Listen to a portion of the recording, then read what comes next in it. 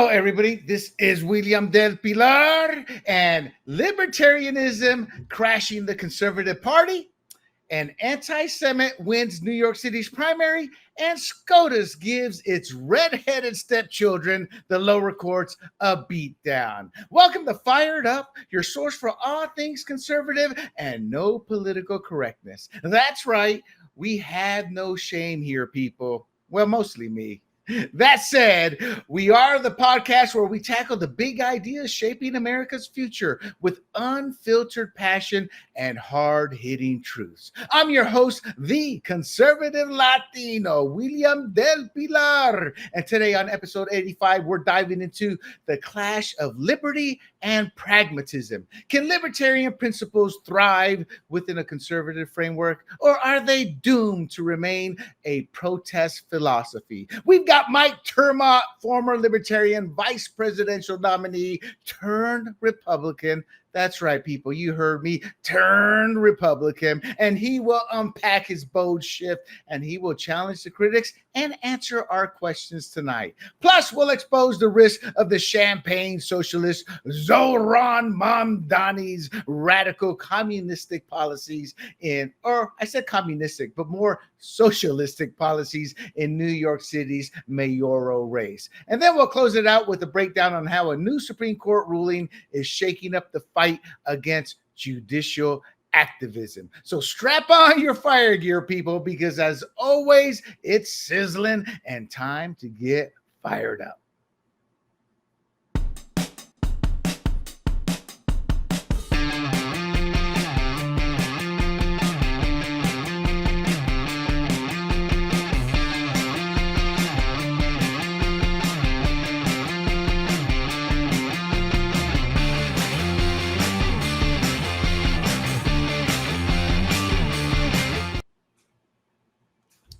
Welcome back, everybody. This is William Del Pilar once again. And before we begin the show, don't forget to bookmark grumblingsmedia.com, and follow us on YouTube, Rumble, Apple, Spotify under the handle Grumblings Media. In the meantime, please give us a thumbs up, and at the end of the show, like and share. So before we get going, let me introduce my guests here. We've got the G-Man, as always. I lost out on trying to give him the Hindu nickname as he wants the G-Man. Now I'm giving you thumbs up. You asked for one, I'm giving you two. I always over-deliver. There you go. So let me introduce to you guys our special guest tonight. He is former Libertarian Party vice presidential nominee running on a platform of individual liberty and limited government. That was in 2024. He has served as a White House economist under President George H.W. Bush. He holds degrees in aeronautical engineering and economics from Rensselaer Polytechnic Institute and George Washington University. We have an intellectual here tonight, people. He worked also as a common man like G and I, a Florida police officer from 2010 to 2021. He brings a unique perspective, not only on law enforcement, but economics and obviously liberty. He ran for Congress in Florida's 20th district as a Libertarian. And the big news is in 2025, he saw the light. And switched to the Republican Party, aligning with the Republican Liberty Caucus, a group advocating libertarian-leaning policies within the GOP. He describes this switch as a strategic shift, not an ideological one, and that his goal is to influence policy from within a major party. And finally, he is the author editor of a Gold New Deal, promoting a liberty first policy vision. So everybody, let us welcome Mr. Mike Ter Maat.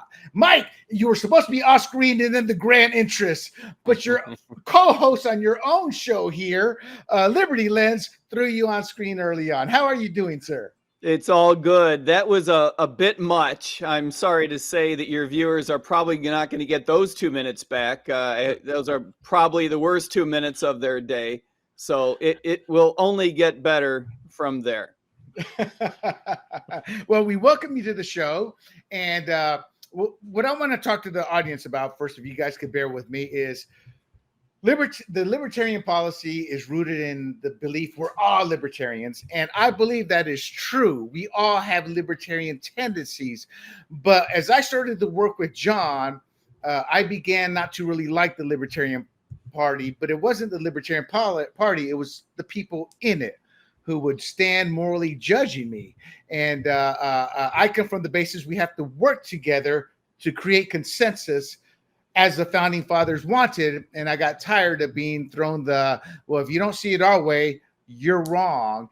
And I kind of looked at it as libertarianism at times overestimates human rationality, in essence, human nature. It's a utopian belief that I found that we all love, we all strive to be better people. But at the end of the day, there are bad people. There are bad actors. Freedom without virtue collapses, and liberty without a moral compass leads to decay. And in that sense, an example I give is saying legalizing drugs. We saw how that worked out in San Francisco, where you have to have some kind of ability to be able to discern right from wrong. And I'm not saying this is a knock, Mike. I'm just trying to describe how a lot of us view it. And I want you to sit there and educate us. We also look at cultural neutrality as a myth, meaning we're not going to be able to be individuals and live our own lives.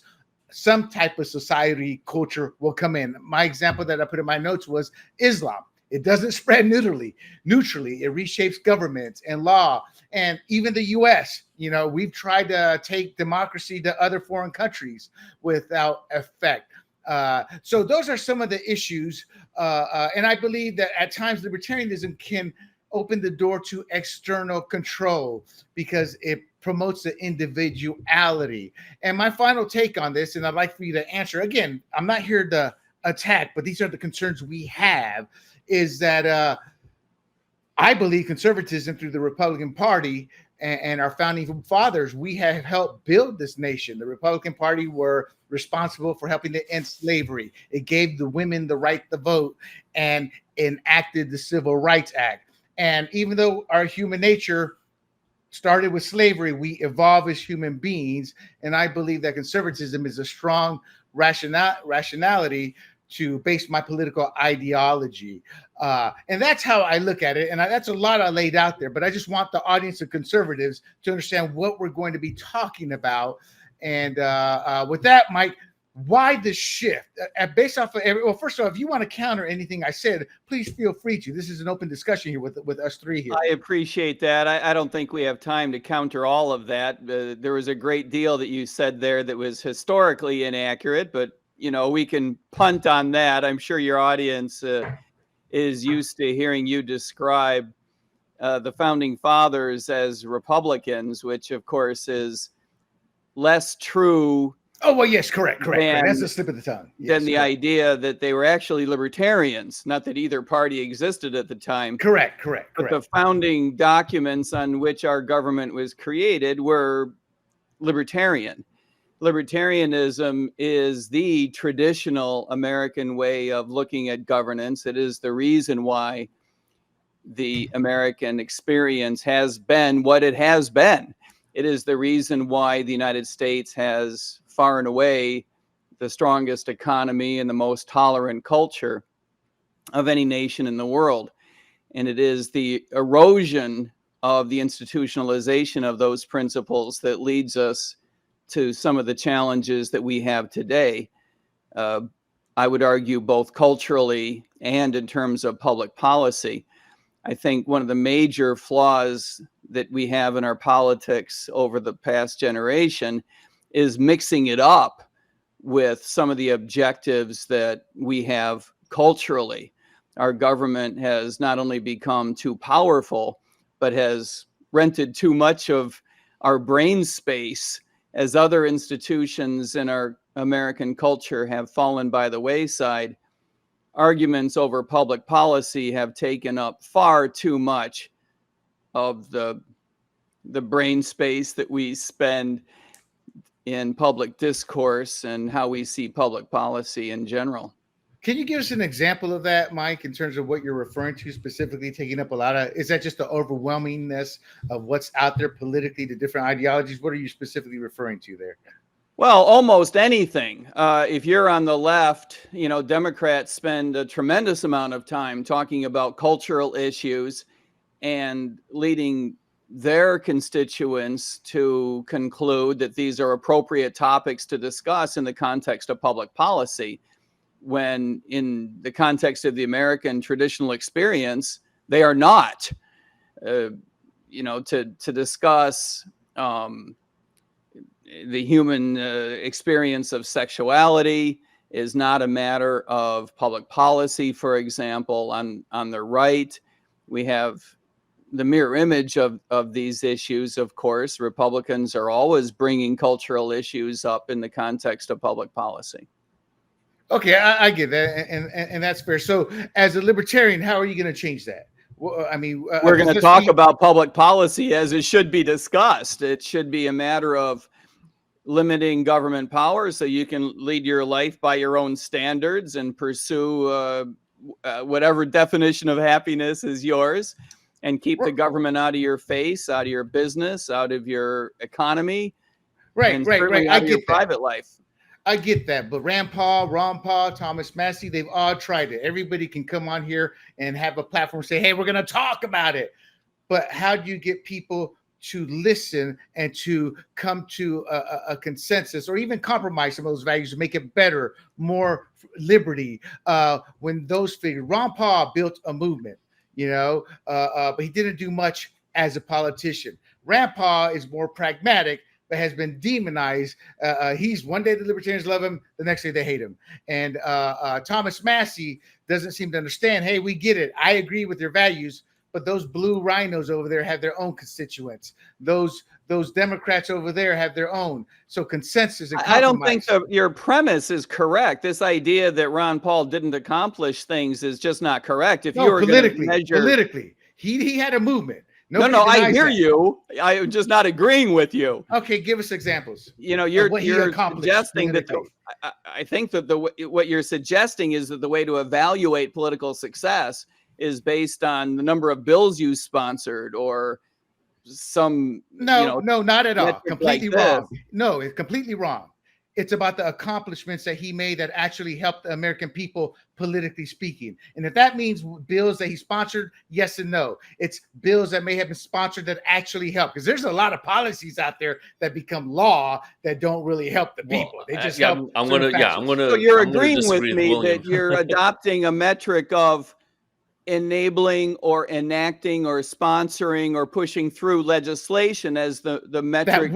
No, you're not listening to what I'm saying. It's legislation that actually works, where you look at the results. I started 2 companies, up the 3rd company succeed, and you never look at what you implement. You look at the results. When I look at resumes, I look at the results of what they've accomplished. That's what I'm referring to. So, but that does start with creating and working with others to create legislation. But that's right. Just what why would you suggest that what Ron Paul did was unimportant? No, I asked you what he's accomplished. Well, right. Here's where I want to jump in real quick, because I think the conversation is important, right?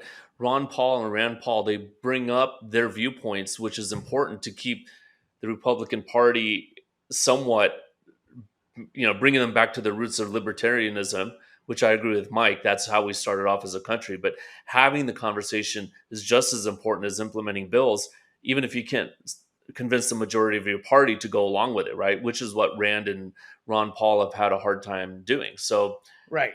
That's why. So, if you're talking accomplishments as purely as policy that has been set, well, he needs basically 49 out of 50 other senators to go along with him. That's a tough call. Right. I get that. And that's what I'm asking. So I'm giving you the floor in a positive way. So how do we go about accomplishing that? Because trust me, G and I disagree with a lot that our own party, that's what we say we're conservatives, has accomplished, or lack of accomplishment that actually helped the people. Well, I think you see Thomas Massey as an example this week, last week, and next week, talking about budget issues, for example. That has a real impact on how people view the budget, how they discuss it, how they think about it. The White House itself, in a true Barbra Streisand moment, has drawn attention to Massey and his concerns about the budget, and that has raised awareness among the American public. That matters, and it matters a lot. Right. The downside is he's being lambasted, and everybody seems to be piling on him, and that's what I mean by. No, that's not true. That's just objectively untrue. His popularity in his home state is through the ceiling. He has never been more popular than he is tonight. And I get that, but the country and the issues you're talking about, the big beautiful bill, is a national issue, and that's what I'm referring to. Look, yes, and he's had a tremendous impact on the discussion nationwide regarding awareness of the financial crisis that is looming. Were it not for Thomas Massie, this issue would not be as hot as it is today. Mainstream media has only recently started making Americans aware of the financial crisis, and that is in no small part because of Massie and because of the attention that has been brought to him because of the political conflict. Gee, your thoughts? Well, I would say, and this might contradict a little bit what I said last time, but to get that one extra vote, to get past the 50 vote line, you need a guy like Rand Paul or Massie, right? You need their votes. So they have a huge, almost a oversized voice at this moment for the big, beautiful bill, which I find is interesting. So I don't know about Massie's popularity, but I wouldn't know who Massie is unless the big, beautiful bill and his, holding the line for his beliefs was happening. Gotcha. That's common throughout history. We've seen that one vote that sticks out. Remember Ben, I forget his last name, from Nebraska. He got his Cornhusker deal that to get him to vote on and approve Obamacare. We saw actually with the Libertarian and Chase Oliver forcing a third-party race. So that has nothing to do with the individual and what they represent as much as that's the one vote we got to get. And that happens in both parties. So it's not that I'm trying to not give him credit. He's the right man at the right time for himself in this issue. But I'll be honest, it just seems one pile on in terms of most of the Republicans. Even Elon Musk has kind of backed away from the big, beautiful bill. And it wasn't Ben Sass, to our producer.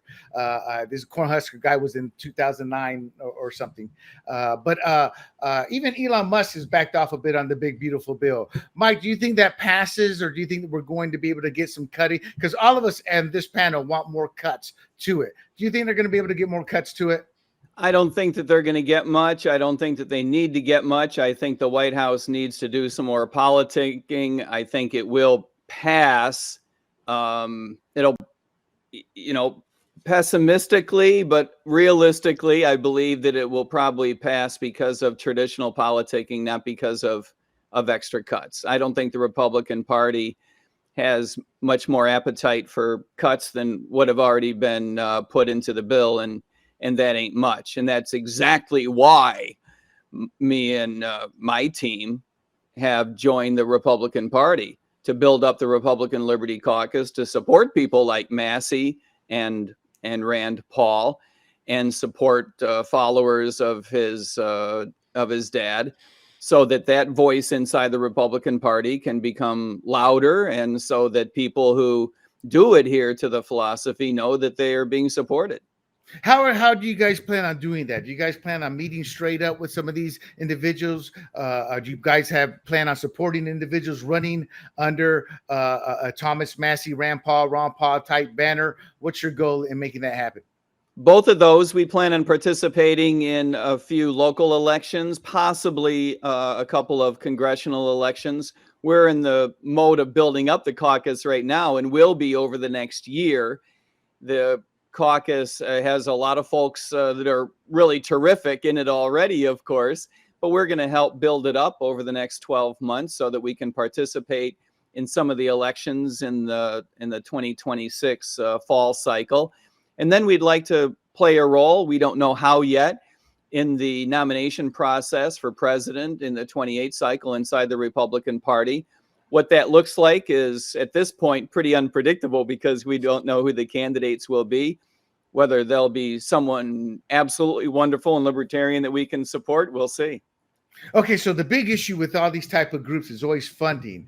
Your caucus, how do you guys have a well to go to? You're going to raise word of mouth. I mean, what's the game plan in terms of the fundraising side of it? We have yet to figure that out. I will be honest with you. The plan does not include raising billions of dollars and bribing our way through this. This is going to be building up the number of voices so that we can make a unified voice louder, and then participating in elections where we believe that we can make a difference. I don't think this is in the main going to be a money play. Well, not as much a money play, but it takes money to win these type of elections at that level. I mean, heck, what's the congressional race up to now? A minimum of about 2 million just to be competitive in it. Yeah, more than that. Yeah. So, I mean, especially in the general, it takes millions to make your way through a primary. Well, exactly. You remember Ron Paul's Revolution? Is that how you would say it? And he raised a lot of grassroots money. I mean, I wasn't a Ron Paul guy back then, but I look back at that and go, I think that was 2008, right? That he did that, 2008 or 12? 8 and 12, both. He was a Republican and in the Libertarian Party, and he was able to raise some money. We all remember when he made his way on stage in the presidential race and was able to represent the philosophy, and in the minds of a lot of folks, not just Republicans, raise awareness of a common sense approach to any number of issues. So he was able to bring a lot of people to the philosophy and to the Republican Party.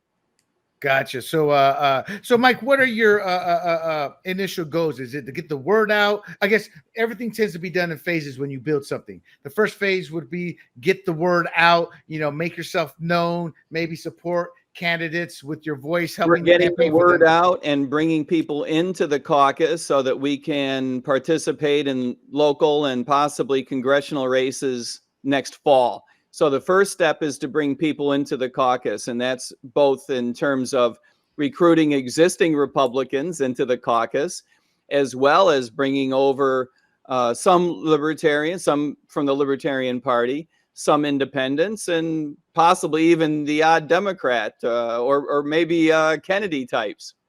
Oh, I think the Democrats are maybe right for it, the way that party's going. Is there any help from the Freedom Caucus, from the actual members who have been elected? I would imagine that most of them would lean more libertarian than they would lean more the other way. Some of them do, some of them don't. We will work in parallel, and when we can work together, we're going to jump all over that opportunity. Gotcha. Mr. G-Man, you got any questions here for Mr. Mike based off of libertarianism and what he wants to bring? Yeah, so in terms of your view as a former libertarian, and I probably mean that more as a party, right? Not your former member of the Libertarian Party. Great. So as a former member of the Libertarian Party, how do you view Trump? Because I think that a lot of people view him as this like really very conservative guy running the country right now.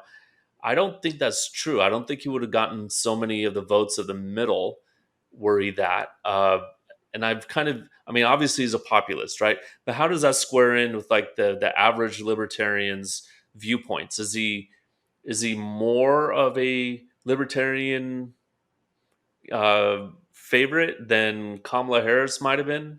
Well, that's not setting the bar too high. First of all, let me say that I agree with you wholeheartedly that he's not much of a conservative.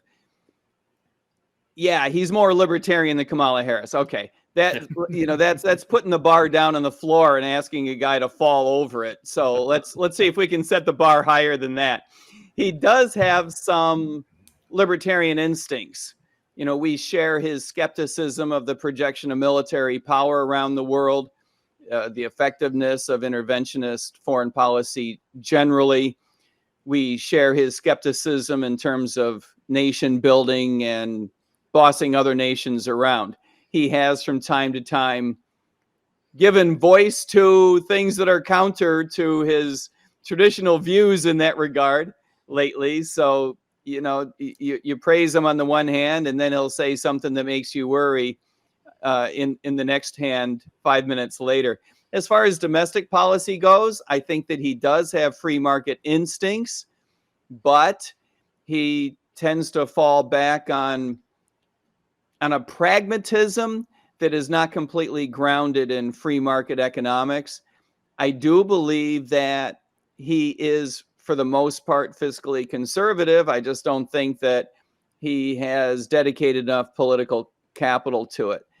And I do believe that he has certain instincts in terms of representing all individuals. I think he appreciates individualism, but as far as really dedicating political capital to an adherence to the Constitution, I think that those days have waned and are probably behind him. So the way to my mind, he has some instincts that make a great deal of sense, but he does get, having watched White House politics now for 40 years, I believe he gets some of the worst staff work I've ever seen. And that's coming from someone who watched the Carter administration. What do you mean by that, staff work? He gets advice? He is surrounded by nincompoops. Gotcha. I mean that at the very highest levels. For just as an example, if your Treasury Secretary says, I don't give much credence to the fact that rating agencies have downgraded American Treasury securities in terms of their riskiness, you've got a problem, because it's okay for the boss to say, I'm not too worried about this. I'm going to submit a budget that, does a little bit, doesn't do everything it could, and I want to cut taxes. It's probably okay for a chief executive to say, these are the big picture issues that I want to pursue. It is not okay for the guy issuing the debt to say, yeah, I really don't care how the market views the quality of our securities. That is not okay. That's his job. As a matter of fact, I would go so far as to say that that's his primary job. That's what you hire him for, is to make sure that the creditworthiness of the federal government of the United States stays sound. And to the extent to which he says he doesn't care, that's actually a bigger problem than if he argues with you. I would rather have a guy say, the Treasury securities issued by the United States are rock solid. Here are the reasons why I think the agencies are wrong. But when he is dismissive and says he doesn't put a lot of credence in it, that basically says market forces don't matter, because make no mistake about it, the agencies and market forces are rolled into one system. Right. That's a problem. And the fact that this is a very smart guy who has spent his life in financial services suggests that there's some willful negligence going on there. That's just one example, but everywhere you look, the president is surrounded by nincompoops in his cabinet. I will say that some of those guys are way too effusive in their praise of Trump. Every time they come out, they say, if it wasn't for Trump, Trump's the most amazing guy. And it's like, what the heck? Did he write you a check to say that? Some of his cabinet members are wonderful, right? Like Tulsi or Dan Bongino. Dan Bongino is not part of his cabinet, but some of these guys are amazing because it's all about just doing the job. But I agree with you. Some of these guys, and I'm not going to name names, but they're just like, they sit there and give praise to Trump 10 times and then say, well, the credit doesn't matter, right? As you mentioned. So no, it's crazy. And this idea of having open cabinet meetings, that's one of the worst governance ideas I've ever seen. So they just sit around and talk about how wonderful the president is. Part of their job is to say the opposite. Part of their job is to give him a hard time and give him better advice. Right, because no president, no leader knows everything, right? So they need people to push back. Well, and it's a matter of implementation so often. I'll give you another example with the management of the border. Even most libertarians, even most Democrats, and virtually all Republicans will tell you that it makes sense to get control of our border, that most Americans expect there to be some control over the border. That one of the things that Americans ask our government to do is to vet people as they come across and enter the United States. I think most Americans agree with that. Not everybody, and we understand that, but I think most do. And I think that most Americans would agree that we're a nation of laws. And if the law says that you're here illegally and therefore you need to be deported, then those laws need to be faithfully executed. We can all argue about how it's done, but I think that most Americans would say, yeah, if that's the law, that's the law. However, it is okay for the president to say, get control over the border and throw everybody out who shouldn't be here. It's not okay for everyone charged with the responsibility of fulfilling on that, for executing on that high-level policy objective, to just do whatever it takes to get rid of folks. And, never mind the Fourth Amendment, never mind the Fifth Amendment, never mind the First Amendment. We're just going to do whatever we want, and we don't care about due process because we won a lot of votes in November. That's not how this works. This is still the United States. And so someone has to be able to say out loud and commit some political capital to the idea that, yeah, in a lot of cases, you don't need much due process. And in some cases, if you're sending someone to jail, you need a criminal trial. Right. So I look at it from the results versus the words. I learned a long time ago, Trump is his own unique person, and you can't take literally what he says as gospel, and you look at the results afterwards. As far as Scott Bessent, how is staff? Well, that's what I was getting ready to say. As far as Scott Bessent, he's been right on everything he said so far. The last thing he said was that, look, 65% of these tariffs costs are going to be eaten up by China. China's a Chinese-owned financial institute out of Hong Kong, I forget what it's called, came out a couple weeks ago, said the same thing. So again, you got to look at the actions. You can build something and everybody can say this or that. I think a lot of things you're saying about, it's not that I disagree or agree with, that's his management style. Gee, what you said, that I don't care for that neither. I'm like, God, they're slobbering over him. They've recognized how to deal with Trump. And that's just the bottom line. You don't like it, that's fine. I look at the results. I like how Rubio handles things. He accuses Trump too. Says because of this president, then he turns around with a knockout blow to a newscaster or out there. And Trump kind of makes it fun, off topic in the sense of the posse or that. I mean, that daddy comment at NATO, I mean, that was just hilarious. That's Trump being Trump. So how people say it, how the subordinates say it doesn't matter to us, not one rat's tail. It matters to Trump. In terms of how it's like growing up, I used to want the president to be a certain way, carry himself a certain way. Us Latinos look at people in authority that way, whether it's a doctor, lawyer, politician. But that seems to have gone out the window in the 90s after Clinton got elected. And it seems to only have gotten worse since then. It'd be nice to have decorum back in the White House, but that did not start with Trump. Trump's just the latest, maybe to take it down a notch or two. But again, I'd rather look at the results. As far as the other stuff, that's what we have the courts for. And we're going to talk about that later this show, about one of the major decisions regarding the courts. But right now, let us get into New York City. I wanted to do this topic. I actually had the risk assessment as somebody who's seen reports like this actually in real time, and then seen the final reports during part of the drug war when we were chasing druggies when I served. But I think this New York story fits more, Mike, more us three. We've all served. We've all ran. I crisscrossed the country helping the Cruz campaign. So Zohran Mamdani, a socialist, what they call a champagne socialist because he had a strong upbringing, he won the New York City Democrat primary. He won through ranked choice voting because of neither one of them got to 50%.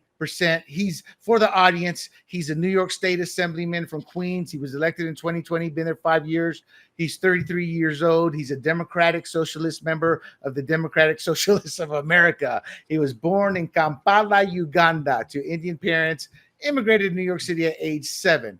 Former housing counselor and activist with a strong social media following of about 1 million followers. And the reason I bring what he's done for work, I always rolled my eyes when people who've never served in the private sector, or hell, even heard or did a working man's job, with like Mike being a cop or me having served, etc. I always roll my eyes. I'm like, do you really know how the real world works versus academia? But he won. And this is what I found fascinating. He did not win with a black or white or the Black or Latino vote. They voted in large numbers for Andrew Cuomo. He won with the Indian vote, and technically a lot of Muslims came out to vote for him. People forget, G's Indian, and most people don't realize India is considered Asian. So he won with a lot of that. And he won a lot of white vote. Right. Well, that was my final point. He won a lot of he dominated the younger white voting class. And as a Latino with, like I said, I might always say this, my grandmother was called the N-word. My relatives are all your traditional brown skin. My sister and I we're like the outliers, came out with the Spaniard in us.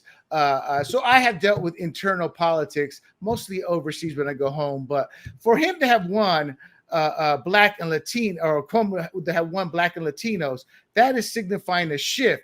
But it seems like that white suburban voter who wants to save the world is a growing number.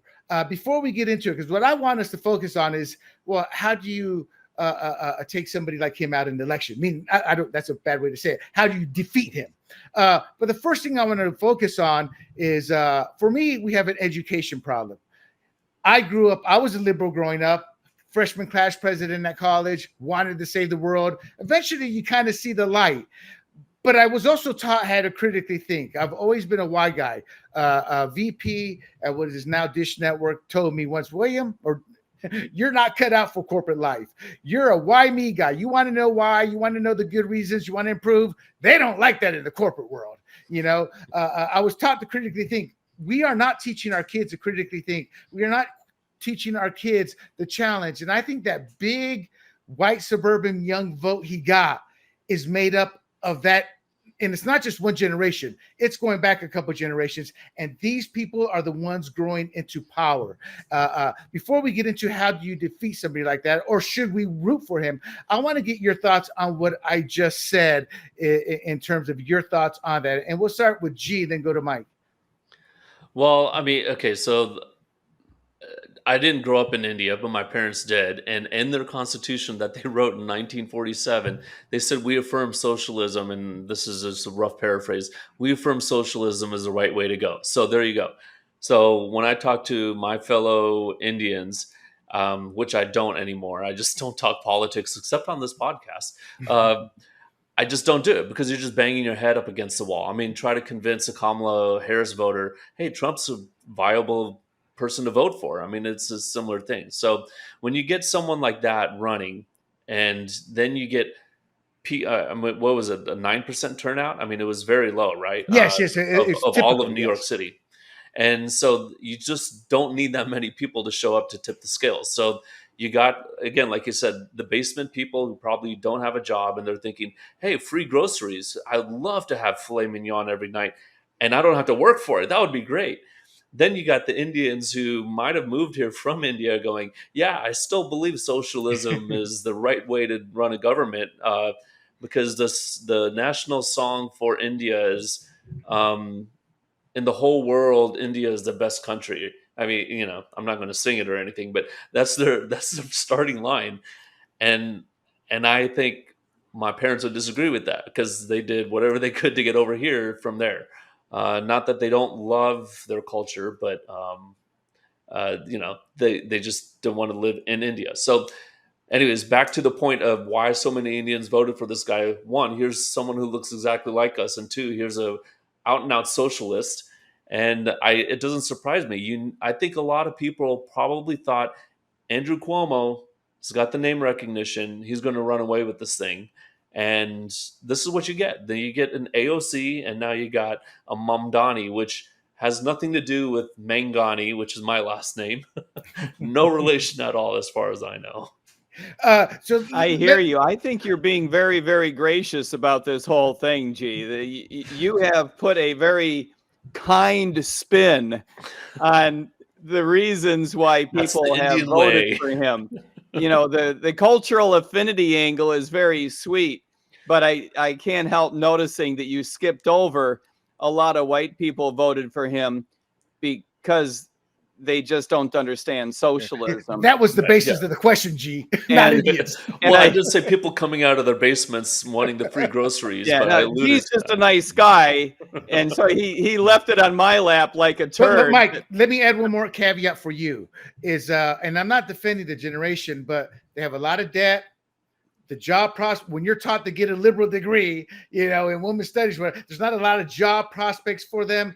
The possibility of buying a home or apartment, whatever they call those condos, I guess, in New York City, it's like the American way of life is now close to an impossibility. So not to defend them as much as maybe some of them were looking.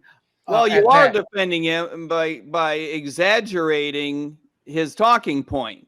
It is not true that the American dream is a virtual impossibility anymore. I'm talking New York City. In New York, it is very difficult, but it has been difficult for a long, long, long time. This isn't the last 20 years, but this is the first time that they've elected a communist. So what has changed?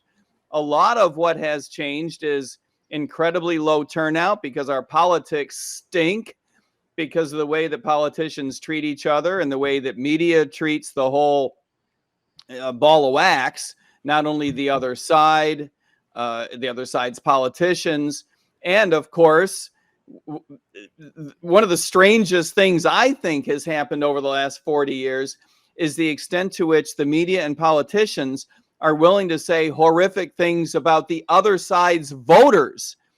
That's a very weird phenomenon, and it leads to these low turnouts in which you have multiple candidates, which now I appreciate it was ranked choice voting in the primary, but in the general, that won't be.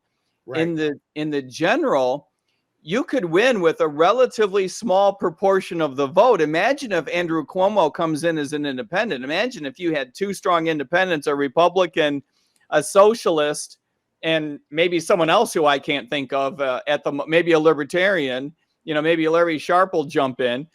And, you get this all divvied up into small pieces. Everyone's going to have to triple down on their base and speak directly to their base, and it's going to be all about turnout. In an election like that, a crazy person could win, and that's a real problem. People are starting to talk about Mamdani is not only likely, but as people come in, he gets more likely because all the non-crazy vote will get split up, and then he looks pretty good. He slides in with 30% of the vote, and all of a sudden you've got a communist in the office. That is correct, actually, and that they will lose if that's what they do. So Eric Adams right now is running as an independent, probably the one with the greatest name recognition. Everybody's favored unofficial policeman of New York, Carlos De Silva. I think that's how you say his last name. The Guardian's Angel guy is running as the Republican. There's already talk. I saw an interview with Sliwa, that's it. Thank you, Big John. Sliwa. Carlos. We'll call him Carlos. Carlos. Eric Adams already came out and says they're having talks with Carlos to get him to drop out to consolidate. Or Curtis. I'm sorry, Curtis. Do you see? You brought up a point here. Do you actually see? I got to ask. Do either of you actually see Andrew Cuomo running? Because I got to be. I researched this stuff for hours to show, and that never even crossed my mind of Andrew Cuomo as an independent. You got a big old grin there. We'll start with you, Mike. Do you actually see him coming in doing that? Well, it depends on what you mean by see it. I mean, I can imagine it. I don't necessarily think it's likely. But it is certainly not impossible. I didn't think he was going to run for mayor. So what do I know? These people make decisions that I wouldn't make, and they make them for reasons that I don't often understand. So is it possible? Absolutely, it's possible, especially if he does the analysis the way I just suggested, which is you don't need more than 30%. You only need to get to 30, and you got to lean into your base. And there are a lot of people who will hang in there with Cuomo. He only got he got less than 30, I think, It's like 38% or something like that. Yeah. Right. I beg your pardon. It was north of 30, but less than 40. If he's going to hang on to 30 in a general, that's going to be a lot of work. But if there's a lot of candidates in there, maybe he figures he has a shot. But to your point, he would have to take points away from Mamdani. And that is not easy.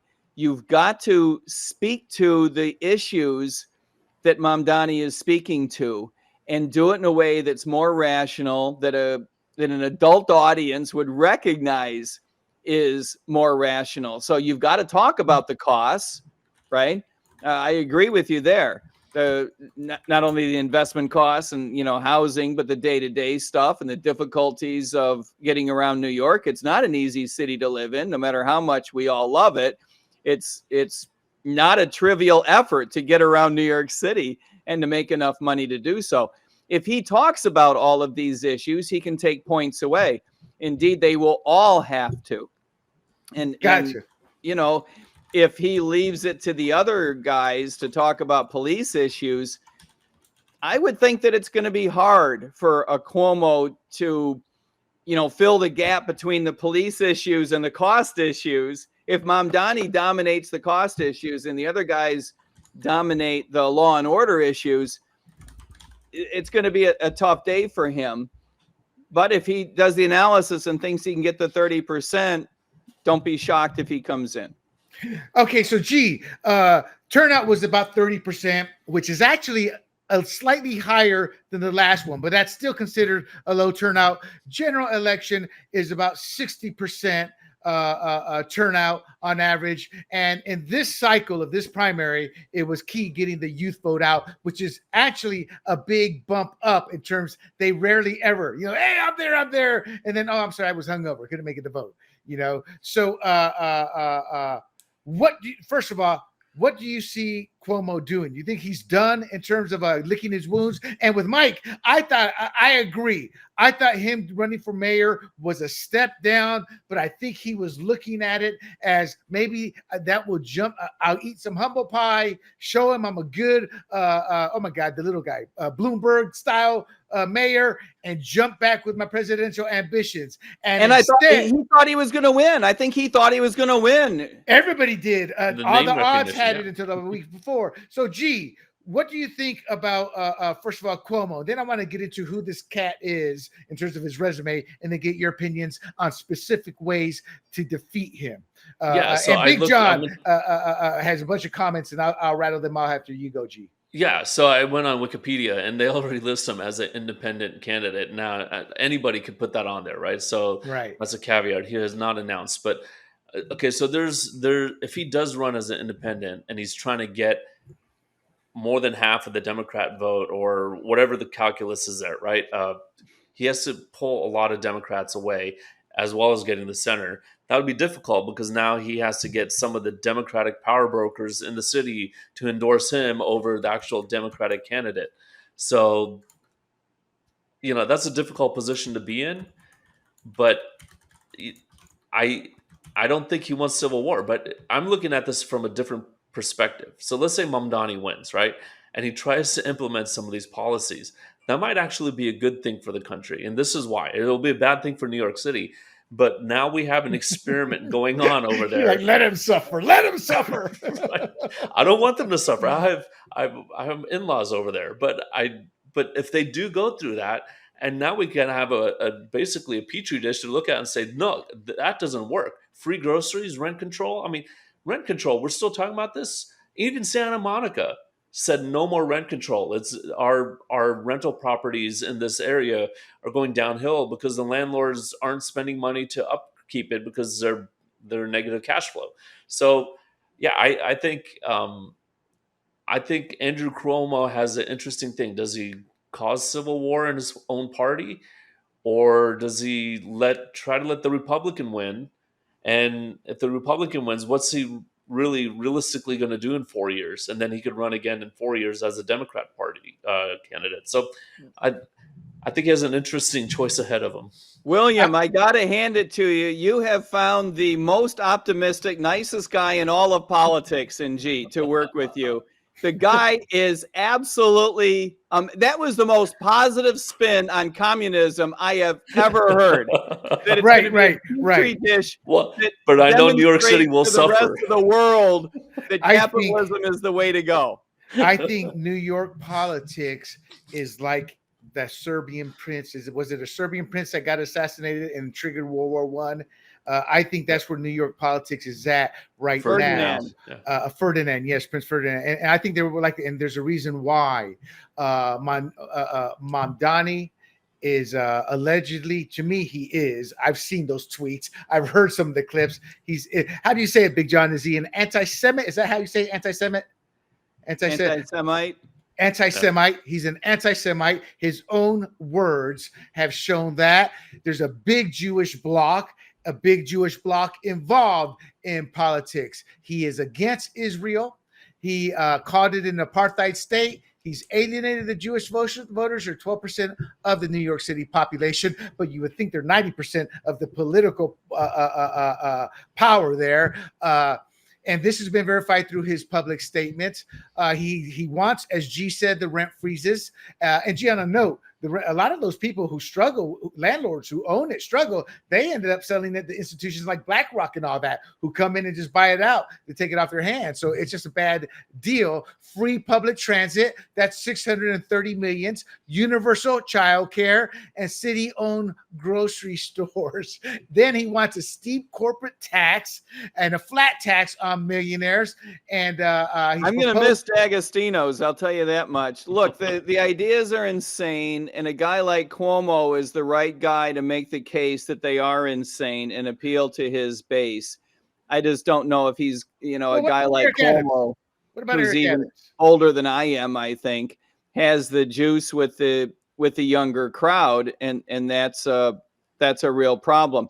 The other thing that needs to be said, to your point, is that the scrutiny on Mamdani is going to be significantly greater now going forward. Right. Up until now, he flew a little bit under the mainstream media radar because everyone thought that Cuomo was going to, not the last few weeks, but up until recently, people thought that Cuomo was the leader, and people didn't pay much attention to Mamdani and letting everyone know about the stupid things he said in the past. He's not getting that pass going forward.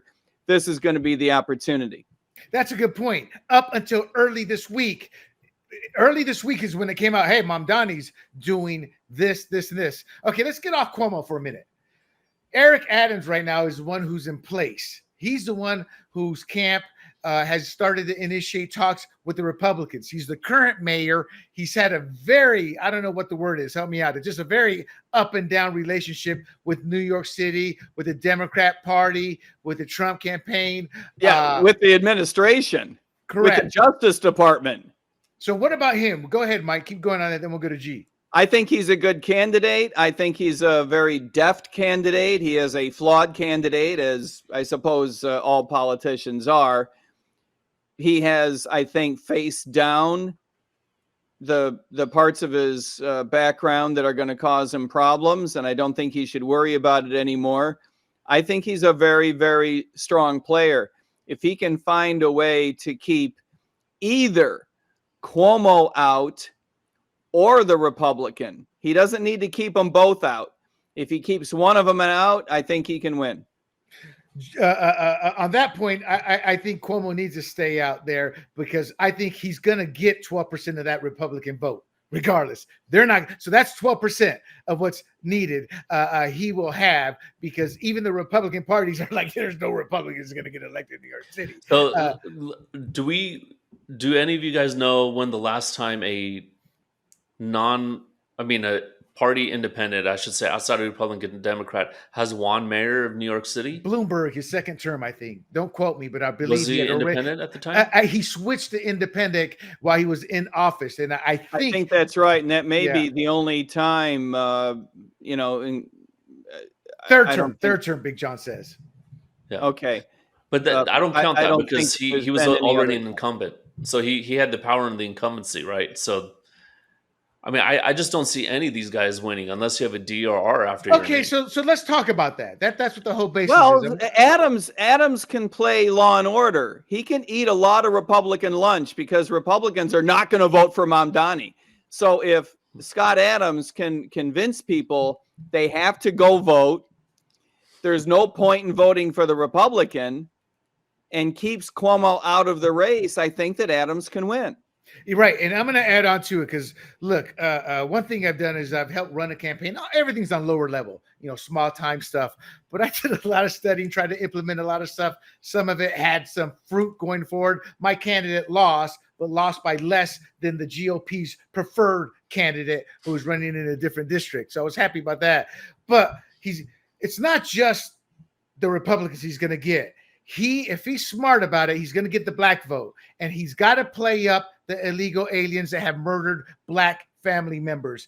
And look, I'm sorry, this is politics. He's got to do that. He's got to go to the legal Latino base, because most of us Latinos don't really actually care for the illegal base and work them. Then there's the business owners. And he just needs to remind them, look at the protests, look at LA, look at what's happening.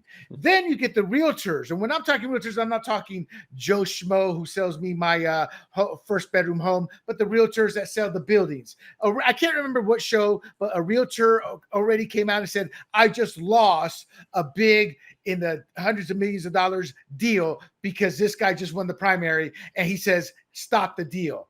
He goes, so there's a lot of money. The Jewish segment can come and back him. And Big John, I'm going to get to you here. Someone needs to appeal to Wall Street, and Hochul is not on the Mamdani bandwagon. So all the parties are in place for Adams. I think if oh my God, I'm trying to Cuomo comes in, he wrecks it. But if he stays out, I think it's not like, well, it's a long shot. It's not as long of a long shot because there's a lot of Democrats who have already shifted to Trump, maybe not in New York City, but he moved the numbers there too. So, and it's not a Republican or conservative effect. It's like, I'm tired of the robberies. I'm tired of the murders. I'm tired of the crime. I'm tired of all this nonsense. And so I think that's the formula. And I have a belief, it's an ugly belief, but it's true.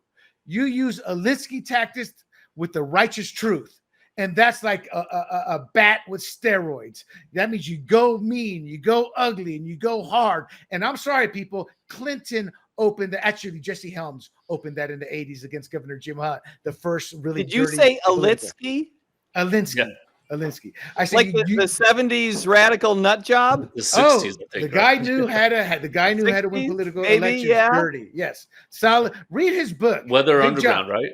Yes. Yeah, read his book. That's a Democrat. That was Hillary Clinton's Bible. Of course, she's just a terrible candidate. But that's been part of the Democratic playbook for a couple of generations with quite a few of their candidates successfully. They go to war. Obama, what he said was true. We bring out, what was it? We bring a gun to a fight, whatever it was. But anyway, we're digressing. G, and then we'll go to Mike.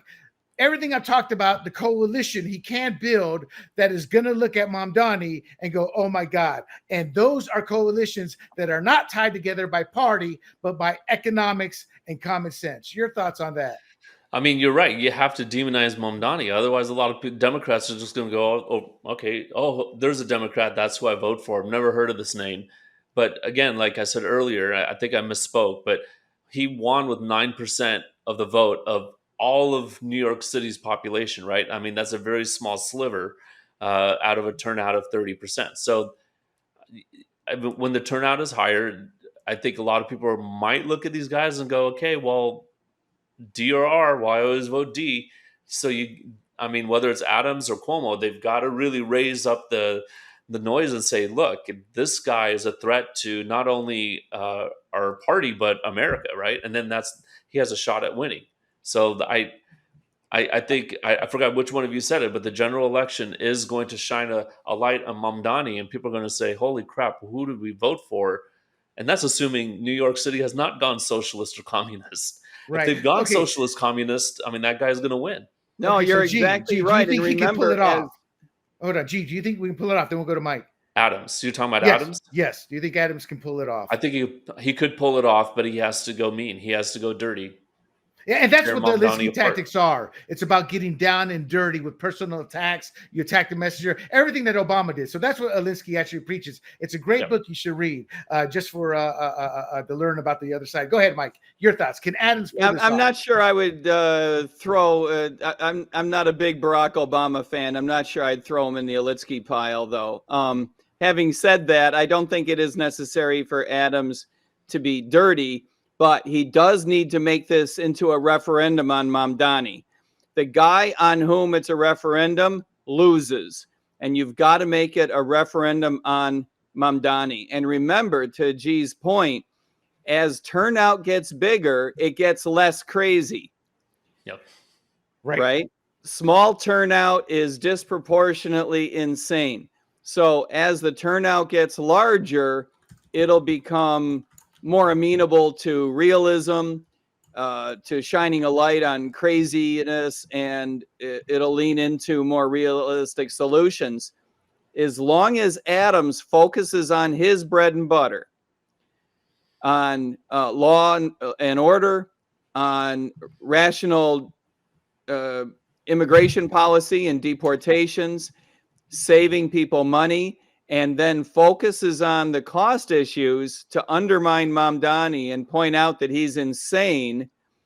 He doesn't have to go crazy. He just has to stay sane, and he can win. Right. So just to let you know, referendum on Mamdani, that is an Alinsky tactic.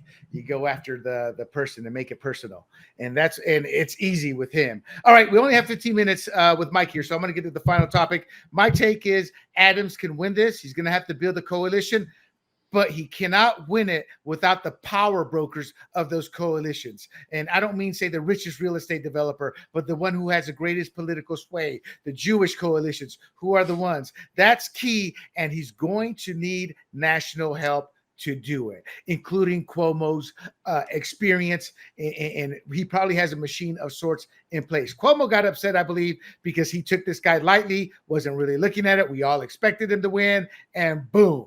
The kind of like Trump, election night 2016, you know. By the way, a Cuomo endorsement of Adams would be a good thing for Adams. Right. And he's going to have to make some deals. Maybe you give Cuomo some powerful type position because he's looking to resuscitate what is truly as life support as it goes with Cuomo's political career. You know? All right, let's move on. There were a lot of massive decisions. Parents can opt out their kids at an LGBTQ talks or programs they have. But the one I want. In schools. Texas, their law was upheld in the sense of showing ID to get on porn sites or something like that. I'm going to bring in a constitutional lawyer next week. I'm going to try to book him to break a lot of these down. But I really wanted to get to this one. This one was a big one here, I thought. And that was the federal judge, the Supreme Court came back with kind of slapping down the lower courts by stating you may choose to go against the White House on this decision, but the only parties affected now will be the parties with that case, not the nation. And so that's going to really kill their judge shopping, because the next step is if they do align against the White House, I'm just giving you an example, then there's an immediate appeal process that goes to the next court, similar to what happened with the National Guard situation with Justice Breyer in San Francisco. And within minutes, the court said, no, Trump still has control.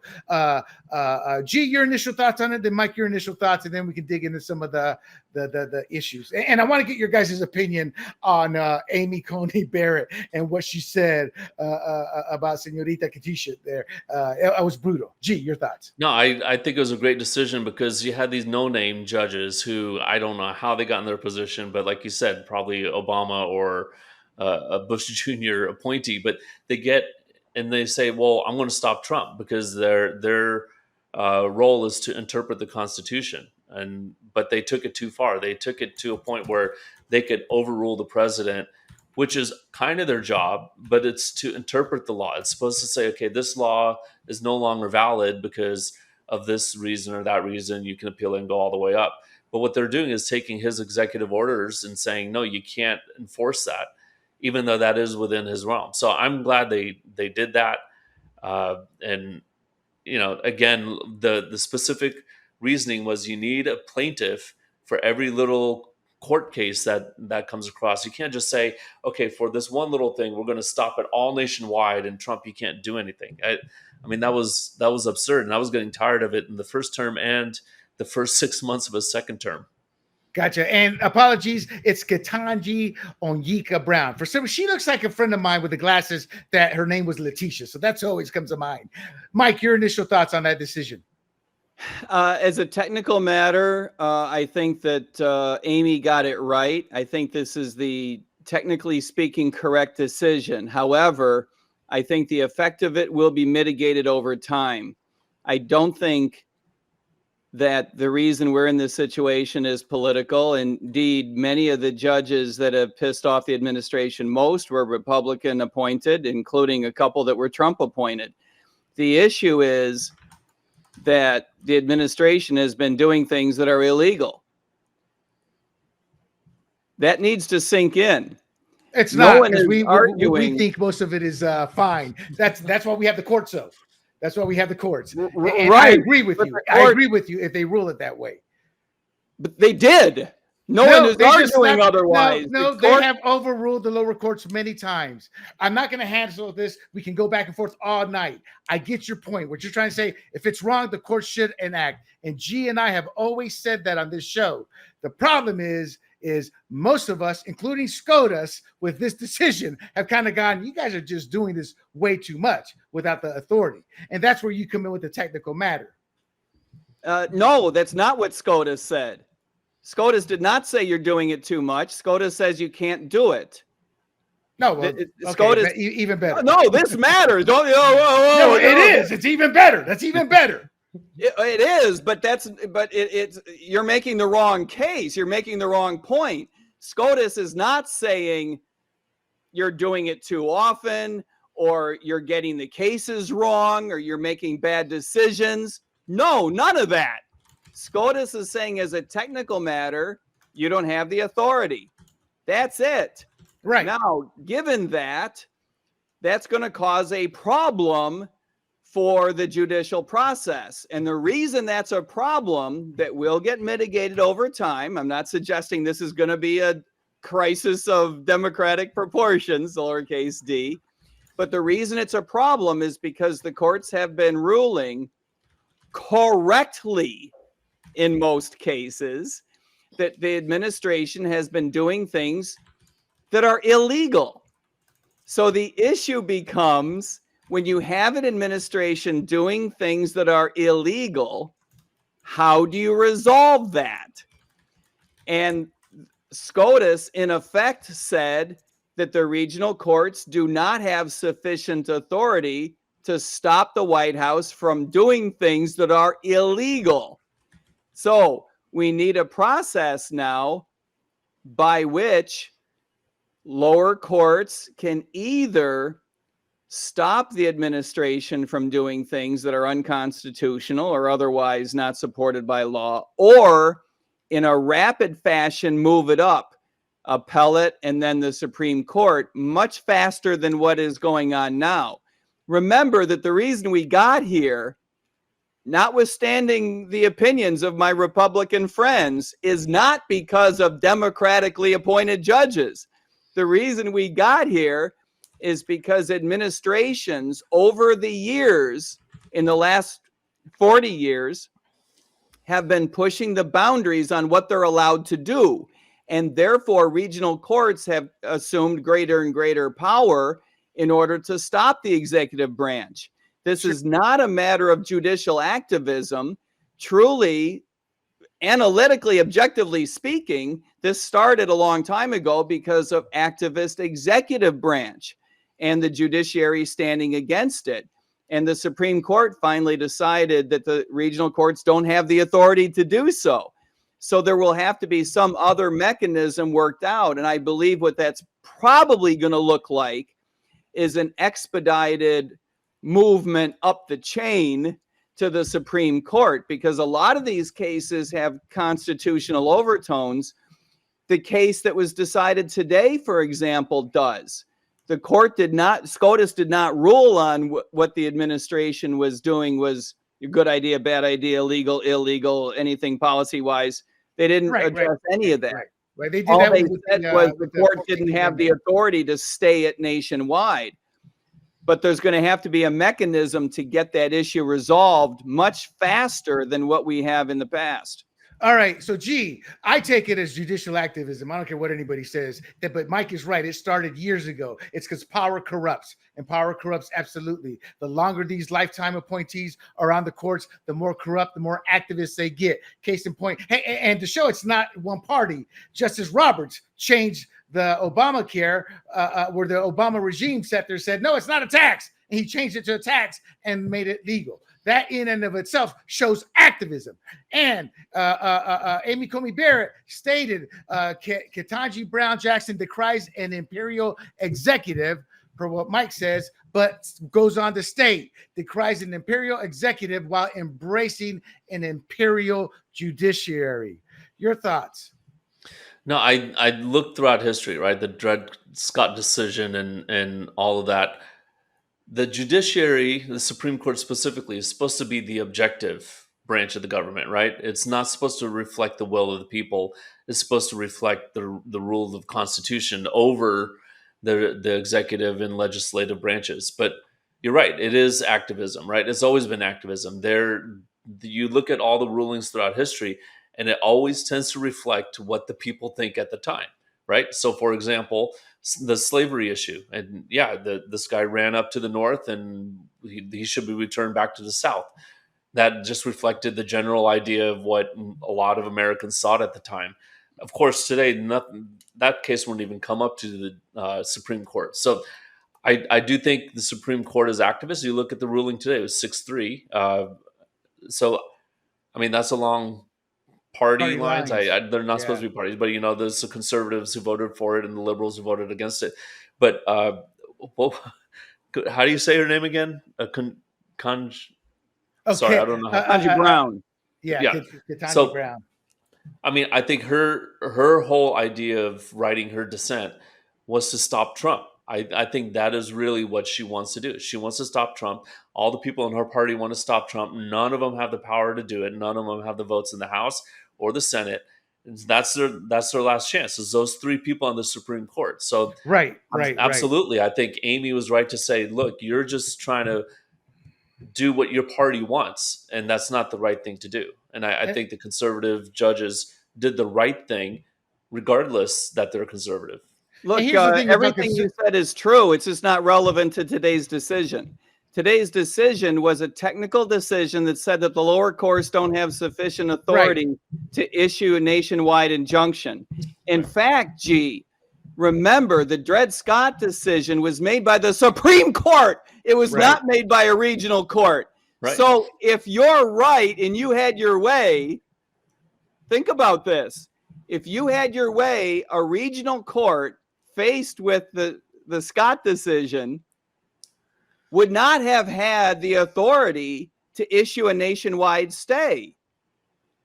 Oh, they said that was on the lower court. But you said it was the Supreme Court, so that would be so the Supreme Court did have the right. Yeah, it's the lower courts. But you're saying you don't want the regional courts to have authority to stop an administration from doing something stupid.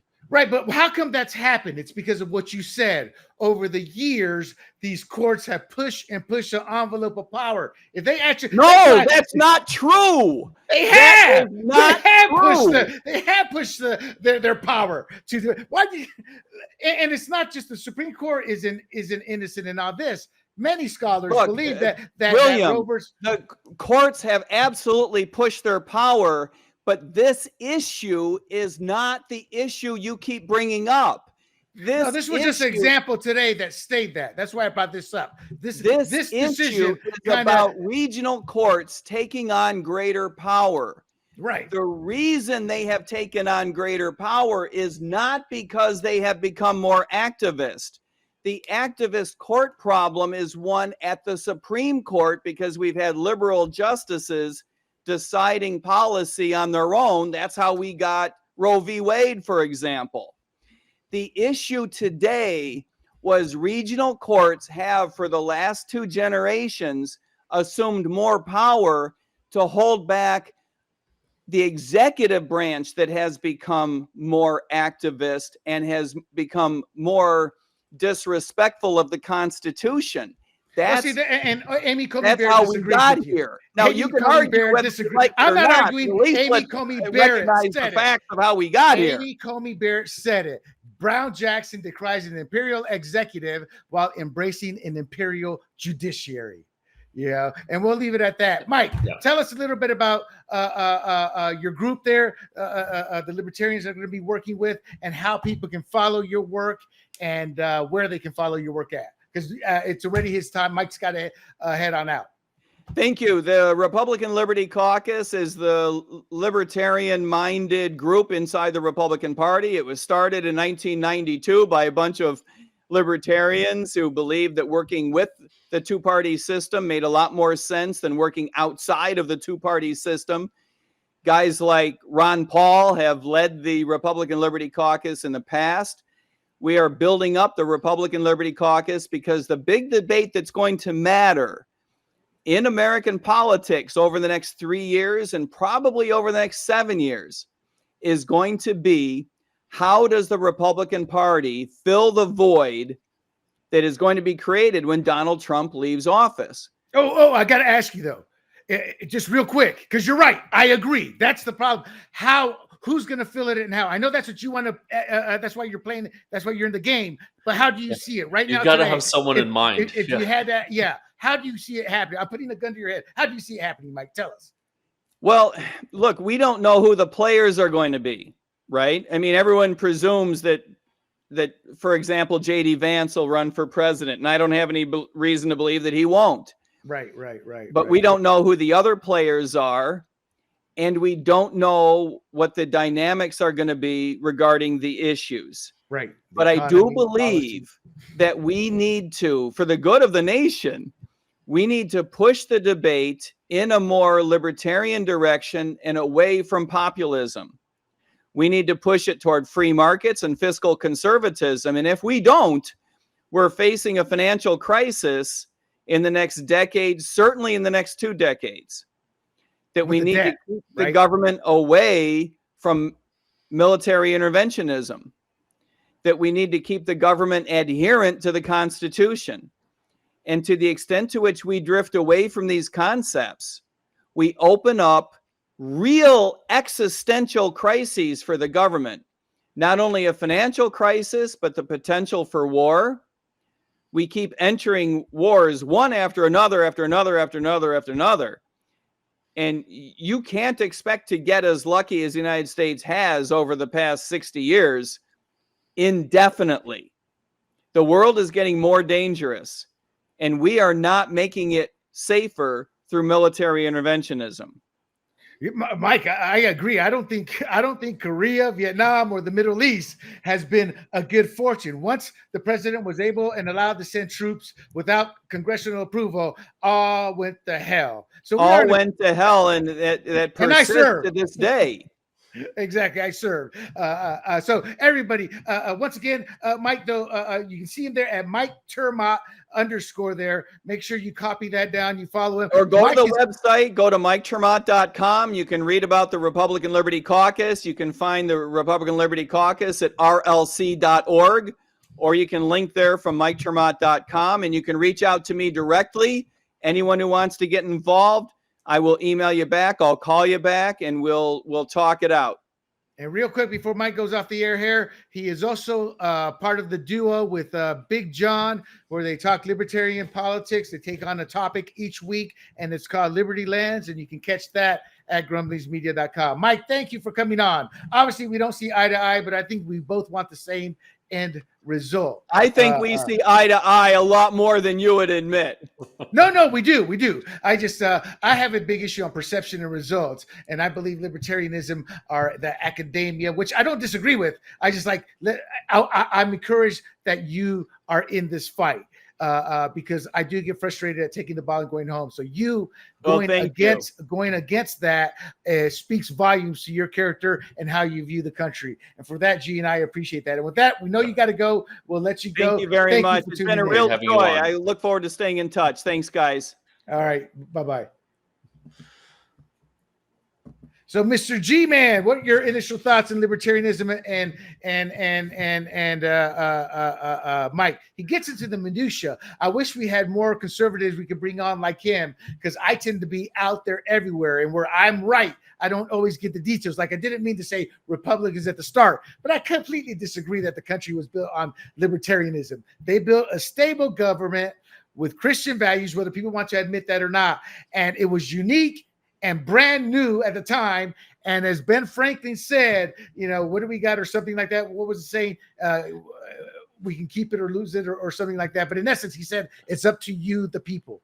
Yeah. I mean, they didn't think the American experiment would last this long, for sure. I think they did the best that they could. But I think what Mike was, and here's where I agree with him, because I think the founding fathers just said, look, we need a government to keep this thing together, right? That's what it was. It wasn't all about the social issues, or, there were some tariffs going on here and there, and some minor taxes, but they wanted to keep government as small as possible and let the people do whatever they wanted. So in that sense, I believe libertarianism, had a lot to do with the founding of the country, but it's just shared beliefs, right? It's not the Libertarian Party was right there, but it's the idea that government should be small. And Mike did say that many times. So, but we all agree as conservatives, don't we agree? We want limited government. I always tell people, look, our own party's been hijacked. It's been hijacked by the billionaires, the power players. And I think that's the ugly evolution of politics. That's why countries end up falling. They become decadent. They become power hungry. The classes begin to separate more, which is what we're seeing as Scott Bessent, because I don't really care what he said about that. To me, he's saying what he's got to say to cover Trump's tail. But as Scott Bessent sat there and said during Biden's term, it was like, 80% of the elites were doing extremely well, and the lower class were like 2 jobs and their pay going down. So, and I think that's what we're experiencing. And call Trump a populist, call him whatever you want. I kind of view Trump, he's pragmatic. I always tell people, I said it last week, he's not a conservative. Just a lot what he's doing aligns with our values, but he's pragmatic. And so I've never considered myself a true conservative. You put a gun to my head, I'm like, that's just what people say. That's where my values seem to align, and the Republican Party is the closest. But I'm more pragmatic. Let's sit down and figure out the best solution. Yeah, I will say that a lot of what really puts the whichever political party's in power really throws them off the rails is this idea that we have to intervene. This came out of World War II, right? After World War II, they said, if we're not involved, little problems become big problems. Every little problem, now we get involved, right? And that's become a real big issue in the last, what I would say 80 years, right? We got to get involved. Otherwise, Vietnam will become a big problem, or Korea, that will become a big problem. But a lot of these problems work themselves out. Either they go quiet and they just live their own lives, or they fall, right? Like the Soviet Union, that was a big problem, but that resolved itself. Communism doesn't work, right? So I'll push back a little bit on that, though, from this perspective. That belief came about because World War I, we didn't go in right away, and look what happened. World War II, we didn't go in right away, and look what happened. But then what you're missing is what happened between Korea/Vietnam and World War II. And who tipped us off? Eisenhower tipped us off with his farewell address. The military-industrial complex is coming aboard. And I think not Korea as much. I think maybe Korea was that quasi, we don't want communism to spread. World War II had just ended, et cetera, et cetera. But Vietnam was, to me, clear-cut military-industrial complex. And then I think, was it General Westmoreland and Big John still on there? Maybe he can correct me. They got caught up in the big hoopla. But then it's just gotten worse.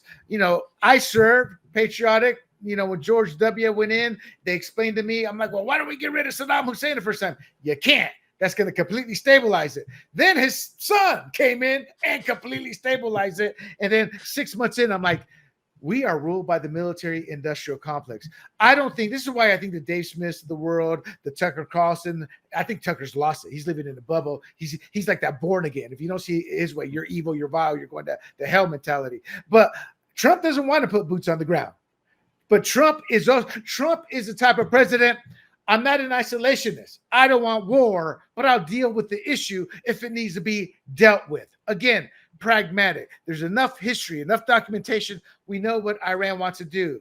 The downside is Eddie Haskell is our best friend. You know, he's our, yeah, but, and for those of you too young, Eddie Haskell was the little schemer, conniver that was Wally's friend on Leave It to Beaver, where the parents kept one eye always looking at him because he was going to steer their kids the wrong way. And that's what Israel is to the U.S. at times. But they're all we got. So I think Trump is pragmatic, and he and I won't agree to it. But I think we're both right. There is not every case is judicial activism, but a lot of cases are. And that Amy Coney Barrett, and I'm going to say it again, decries an imperial executive, which goes to what Mike is saying, the executive branch overreaching. And Mike is right in this sense.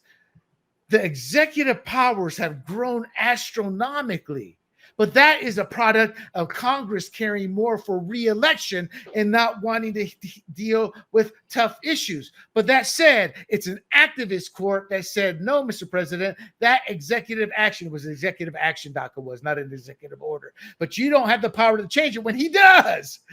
And they usurp their power. That's activism. The Justice Roberts is activism. And there's a bunch, but he's right. There's other cases where they are doing their job. And that's why, as a conservative, I'm like, well, when Amy Coney Barrett screwed us again, I'm like, well, what does she actually rule on? Because there's a lot of rulings I would like to go the other way that don't, because they're bound by the Constitution. So I think we're both right, but make no bones about it. Amy Coney Barrett was talking about judicial activism when she accused Ketanji Brown Jackson of embracing an imperial judiciary. You can't accuse the executive branch of being imperial, and yet you want to implement an imperial judicial branch. To me, that's just another term for activism. But Mike's right. We agree on a lot of things, and libertarians need to be more involved. Part of the problem I've noticed over the years is they take their ball and go home. And again, on the accomplishment parts, I'll stick to it. What have they accomplished? Because what he was trying to say, Ron Paul built a movement. He got this going. He's talking. Who cares? What are the actions? What have they actually got? And I'm not saying that they denigrate him. I'm like, that's what libertarians need to do. They need to roll up the arm, what's that saying? Roll up the sleeves and get to work on convincing people, standing on the soapbox and spewing it and growing your base by 0.01% is not an accomplishment. An accomplishment is Trump getting elected out of nowhere. Is, as much as we don't want to admit it, the kid in the New York City primary, AOC, coming out of nowhere. They were able to get their messages across, and the optics, not the optics, but the scenario, the situation didn't matter whether it favored them or not. They got it done.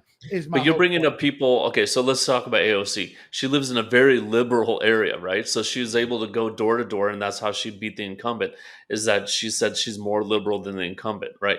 But this country is not libertarian. I mean, that's the problem. But gee, so it's not that. It's just how it doesn't matter what the scenario is, no matter what the obstacles, you just got to dig in and keep grinding and grinding. That's what I'm saying. And you're right. It's nationwide. That's why I said, look, Massey's great. So what? He's popular in Kentucky. Is he making a dent on the national issue? And speaking to me is not, we'll see the results. But even Mike said that he expects the big, beautiful bill to pass. Thus, Ron Paul will have failed. It's like Martin Sheen said.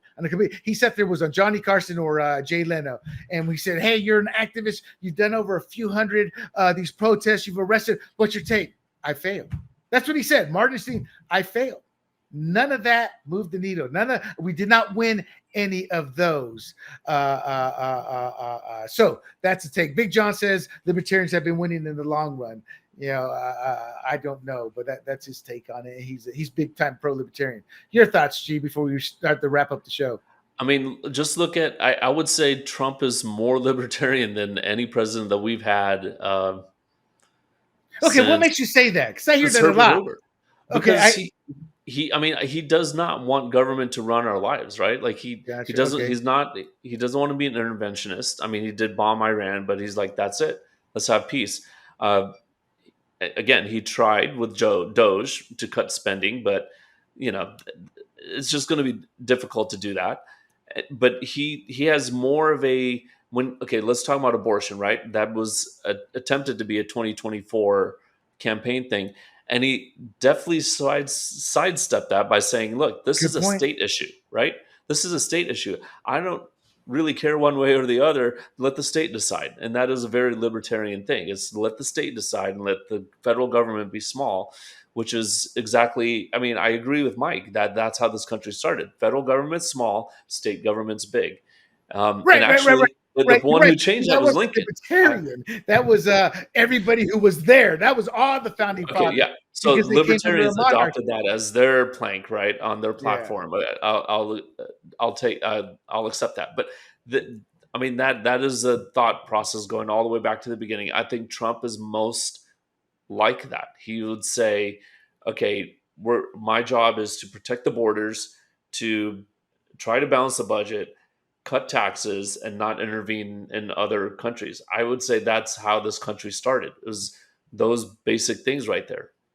Right. And here's what people forget. I think it was Thomas Jefferson that was president, and Big John can tell me if I'm wrong, but he was the one who sat there and told the Marines, y'all going to be doing some spec ops here off the coast of Libya, and went posh overseas and take care of those people who keep trying to take our money and blackmail us and kill us, etc. And my point being, even the founding fathers were like, sometimes you got to take care of business to keep moving ahead. And that's what 1803, right? I think that was Thomas Jefferson.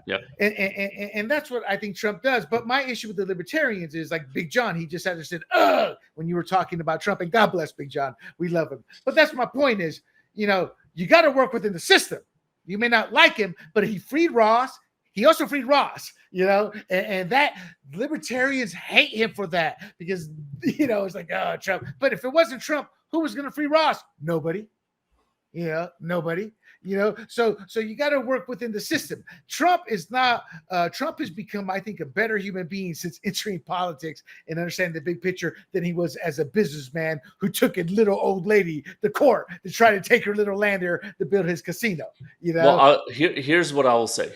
So Ron Paul ran in 2008, 2012, right? And he had the conversation, right? Rand Paul ran in 2016, but Trump won it, right? So they didn't accomplish everything. The needle was moved. I'll argue the needle was moved. And, I asked Mike that because I was really interested because I hear from Big John, the other libertarian. Obviously, he's not a big Trump fan, and I'm putting that really nicely. But Mike spoke very kindly of Trump. So I just look at that and go, well, did Trump win because of the conversation that Ron Paul started in 2008? Could be. I think so. I mean, Ron Paul was talking about how this country is going downhill, and Obama never talked about that. He just talked about himself. So that will be my last word. Trump won, I think, as we hit rock bottom, in many ways. And then it got even worse with the 4 years of Biden. I'd like to say what you're saying is true, but I don't see it. We're fighting battles I'm trying to convince Latinos, look, Republicans aren't white supremacists. They're not evil. They're not this. And sometimes you got to realize that's today's battle. We have to overcome before we can get into the philosophy and try to make, and I don't mean just libertarianism, but conservatism, etc. And I think the Republicans have gotten corrupt and they have failed to deliver that message. And the Democrats have just kept going further and further, harder and harder left. And I think part of the problem with libertarianism is they take their ball and go home. They're too stringent. So again, Massey, Ron Paul, all those people. It doesn't matter if you make people aware of it. If nothing changes, as Martin Sheen said, then what did you really accomplish? Nothing. And I don't say that to hurt them. I say that and this is what I told Big John, you got to get into the fight. And that means compromise. And limited government is not a libertarian philosophy as much as that was a philosophy of all the parties, even the ones that are no longer in existence, the Whig Party, etc. But through the corruption, through human nature. So my take is this. If libertarians were in power, we'd be talking authoritarianism because they have their way, individuality, everything else goes to hell. So every party, I think, has its flaws, and that's why the founding fathers wanted a slow grind with the politics and to come to compromise. And it was always about small government, and it didn't have anything to do with libertarianism as much as we just had a king who ruled through us as God. We want that power to be limited. And that is why George Washington is my favorite president, G, because he sat there. A man who would be made king said no. How many people in the annals of history has that power, that composure, that, bro, I don't want to be king? Only in Hollywood and the movies. You gave the final word there, G. So let me close the show out. It was an exciting show. I wish we had more people like Mike because it makes us sharper. He hits us with daggers we don't see coming, and it makes us think. So I'm going to start looking for more guests like that. So that's a wrap, people. Episode 85 of Fired Up. And thanks for joining us as we dissected libertarians' place in conservatism, Zohran Mamdani's controversial rise, and the Supreme Court's game-changing ruling. So before I go, don't forget to bookmark grumblingsmedia.com and follow us on YouTube, Rumble, Apple, Spotify under the handle Grumblings Media. For G. Mangani and myself, William Del Pilar, your favorite conservative Latino, tune in next time for more bold ideas, fearless debates. And until then, stay fired up and keep fighting for America's future, because if America goes down, so does the rest of the world. Until next week, goodbye, my friends. Hey everybody, this is Big John from Grumblings Media, and I just want to say thank you for watching our content. If you want to support our efforts here at Grumblings Media, just smash the subscribe button right here, totally free, or just go ahead and consume more of our great content. Click either one of these two boxes.